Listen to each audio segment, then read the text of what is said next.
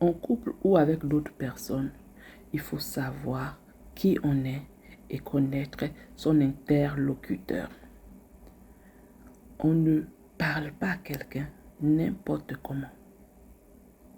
Pire dans le couple, on ne parle pas à quelqu'un parce que cela nous enchante et il faut ce qu'on pense, on va dire également. Moi, je pensais comme ça aussi avant. Mais la réalité du terrain m'a fait comprendre qu'on ne parle pas n'importe comment. Lorsqu'on écoute les conseils qui viennent de l'extérieur, il faut faire ton propre tamis. Il faut tamiser en fonction de l'interlocuteur qui est devant toi. J'espère que tu le connais. Et il faut le connaître.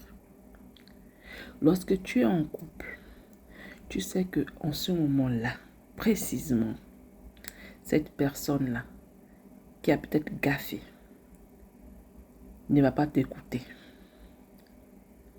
Ne fonce pas. Ne va pas lui dire ses vérités parce que tu sais que tu vas partir et c'est peine perdue. L'effet recherché, tu ne l'auras jamais. Tu auras l'effet contraire. Moi, j'ai des choses dans ma vie qui ont des mois déjà, mais que j'attends le bon moment pour pouvoir parler. Parce que je me dis que si je parle maintenant, je ne vais pas obtenir ce que je veux. À quoi ça sert? Je sais déjà que je ne vais pas obtenir ce que je veux. Donc, je vais parler pour parler. Non, on ne parle pas pour parler. On parle pour obtenir quelque chose, surtout lorsqu'on veut réparation de quelque chose. Lorsqu'on veut changer des choses, tu ne vas pas partir parler, tu vas dire, ok, je m'en vais, je mets deux foules, et puis je dis ce que j'ai à dire, et puis point final. Mais tu auras fait quoi? Rien du tout. Tandis que toi, ce que tu veux, c'est qu'il y ait réparation.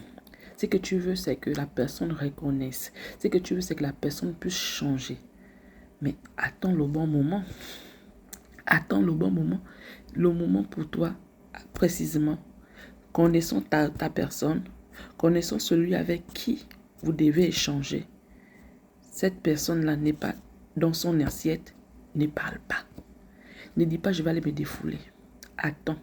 Parce que ce serait bête pour toi d'aller parler et de ne pas obtenir quelque chose. Attends le temps. Prends ton mal en patience. Fais tout ce qu'il faut faire. Mets la personne dans un état où cette personne va t'écouter exactement. Si ça peut prendre des années, vas-y. Pourvu que tu obtiennes un jour réparation sur cette chose-là. Que de rester avec cette chose et que tu n'obtiennes jamais. Ou parce que tu te serais défoulé, mais la réparation n'est pas là.